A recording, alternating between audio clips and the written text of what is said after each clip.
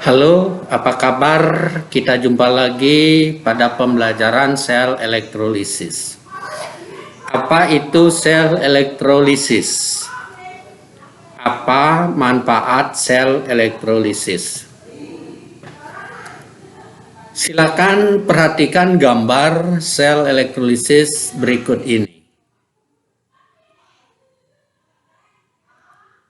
Apa yang dapat dijelaskan dari gambar di atas? Jadi silakan diperhatikan ini. Kita lanjut. Sesuai gambar sel elektrolisis tersebut, maka pada sel elektrolisis terdapat katoda, tandanya negatif. Anoda, tandanya positif. Zat elektrolit dan arus listrik. Untuk memudahkan mengingat tanda katoda dan anoda, kita pakai kenapel. Katoda negatif, anoda positif elektrolisis. Di katoda terjadi reaksi reduksi, kita sebut karet. Di anoda terjadi reaksi oksidasi, kita sebut anoks. Reaksi di katoda tergantung pada wujud zat elektrolitnya, apakah larutan ataukah padatan. Sedangkan reaksi di anoda tergantung pada jenis elektrodanya, apakah inert ataukah non-inert. Elektroda inert antara lain CPTAU, sedangkan elektroda non-inert Fe, Al, Zn, Cu, yang jelas selain CPTAU. Kemungkinan reaksi di katoda. Jika zat elektrolitnya larutan, jadi jika berupa larutan, maka kemungkinannya yang pertama, jika ionnya H+, maka reaksinya 2H+ ditambah 2 elektron menjadi H2. Mohon dihafalkan ini. Jika kationnya golongan 1A atau 2A atau Al3+ atau Mn2+, maka air yang tereduksi. Reaksinya 2H2O tambah 2E menjadi H2 ditambah 2OH-. Jika bukan dari 1 dan 2 di atas, yaitu bukan golongan 1A, 2A, Al3+, Mn2+, maka reaksinya logam itu sendiri yang direduksi. L, N+ tambah Ne menjadi L. Misalkan L-nya adalah Zn, jadi elektrodanya adalah Zn, maka reaksinya Zn2+ tambah 2E menjadi Zn.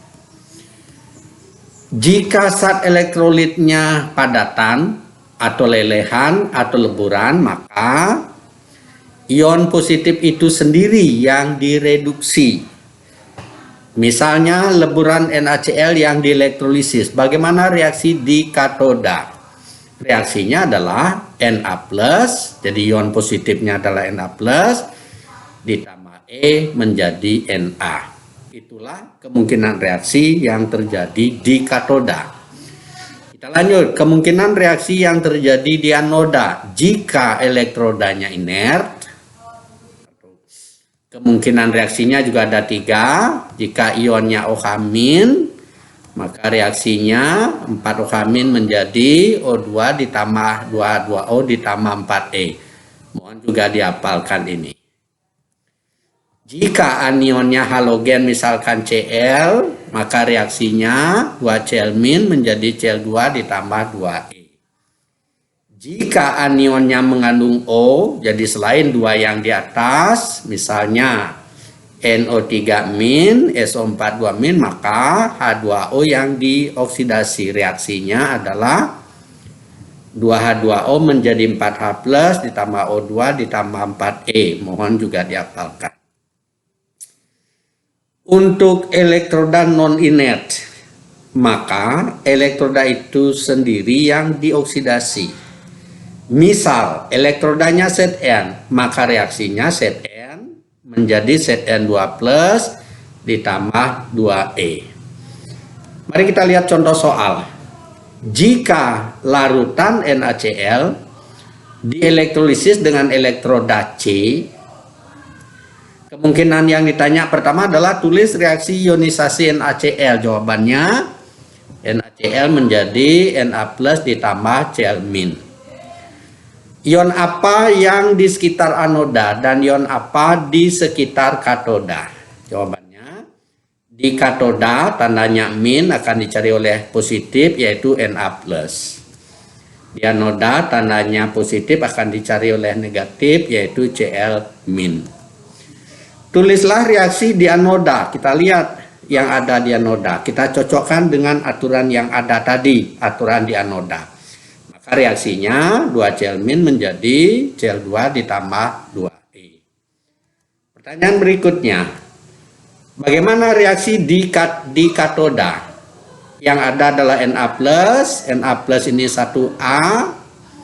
Kita cocokkan dengan aturan yang di katoda, maka reaksinya adalah 2H2O tambah 2E menjadi H2 ditambah 2OH min. Bagaimana reaksi sel elektrolisisnya? Kita jumlahkan reaksi di anoda, jadi kita tulis ulang seperti ini. Kemudian tulis ulang reaksi di katoda, yang ini.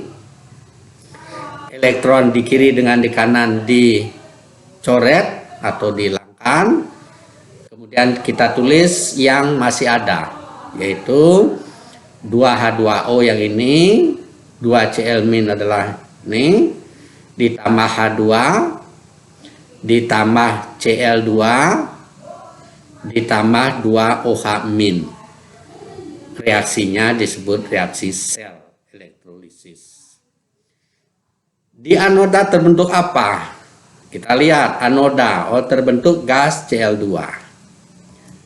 Di katoda terbentuk apa? Kita lihat reaksi di katoda. Yang terbentuk adalah H2 dan OH min. Kita lihat contoh 2. Jika elektrolisis larutan CuSO4 dengan elektroda anodanya C, katodanya PT. C dan PT ini jenisnya adalah elektroda inert. Maka reaksi pertanyaan yang pertama, reaksi ionisasi CuSO4 adalah CuSO4 menjadi Cu2 plus ditambah SO4 2 min. Terus reaksi di anoda yang ada SO4 2 min, cocokkan dengan aturan di anoda, maka reaksinya 2H2O menjadi 4H plus ditambah O2 ditambah 4E. Reaksi di katoda, di situ ada Cu2 plus, cocokkan dengan aturan kemungkinan aturan di katoda, maka reaksinya Cu2 plus tambah 2E menjadi Cu. Jadi Cu ini di katoda, sehingga reaksinya Cu2 plus tambah 2E menjadi Cu. Reaksi sel elektrolisisnya, kita tulis ulang reaksi di anoda tadi, yang ini 2H2O dan seterusnya. Kemudian reaksi di katoda, yang ini. Nah, berikut di sini ada 4 elektron, ini ada 2 elektron. Kalau mau menjumlahkan, maka elektronnya harus disamakan. Sehingga ini kali 2, maka ini juga kali 2, maka ini juga kali 2, maka ini diistilahkan kali 2. Setelah itu elektronnya dihilangkan, di kiri dan di kanan dicoret, sisanya dijumlahkan, 2H2O, 2Cu2 plus menjadi 2Cu yang ini, tambah 4H plus yang ini, tambah O2. Maka inilah reaksi sel elektrolisisnya. Di anoda terbentuk gas O2 dan H+. Lihat saja tadi hasil reaksi di anoda. Berikut di katoda, lihat reaksi di katoda. Hasilnya adalah logam Cu.